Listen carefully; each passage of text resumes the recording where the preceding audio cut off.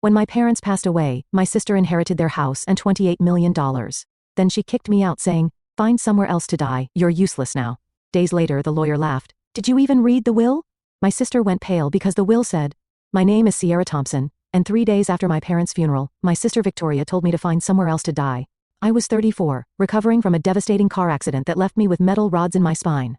For 2 years I lived in my parents' home, caring for them through their final illness while my successful sister barely called. When our parents died in a plane crash, Victoria swooped in. She claimed the lawyer confirmed everything, the $28 million estate, the $4 million house, all went to her.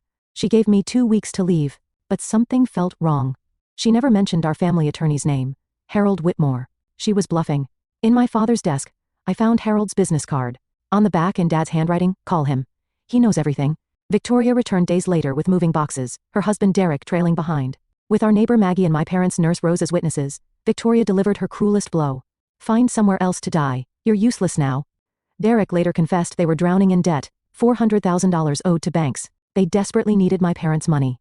At the lawyer's office, Victoria sat confidently at the table's head, clutching her designer bag. Then Harold Whitmore revealed the truth. The will Victoria found was an old draft. The real will, 32 pages, updated 6 months earlier, told a different story.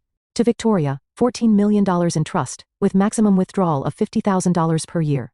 Victoria's face went pale. "A trust? We need that money now." To Sierra, the family home, she earned it through her care and devotion. I couldn't breathe. But there was more. Harold played a video my parents recorded months before they died. Mom and Dad appeared on screen, sitting in their living room. "Victoria," Dad said, "we changed our will after Christmas, after watching you. Exclude Sierra from the family photo, after hearing you call her a burden."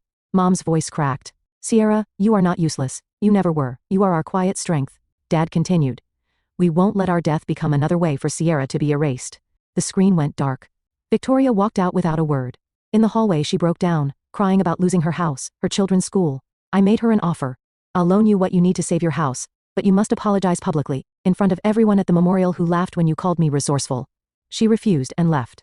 But 4 months later, a letter arrived. "I'm not ready to apologize publicly, but I'm trying to understand why I became this person. I'm sorry." It wasn't the apology I demanded, but it was something, perhaps the beginning of accountability. Today, I live in my childhood home. I've returned to landscape architecture. I redesigned my mother's garden. Victoria and Derek lost their mansion and now live in a small apartment. We're not close. We may never be. But I learned something precious. My worth was never defined by my sister's cruelty. My parents saw me. They protected me. And they gave me back my home. My name is Sierra Thompson. I was told I was useless and to find somewhere else to die. I found somewhere. It's called home.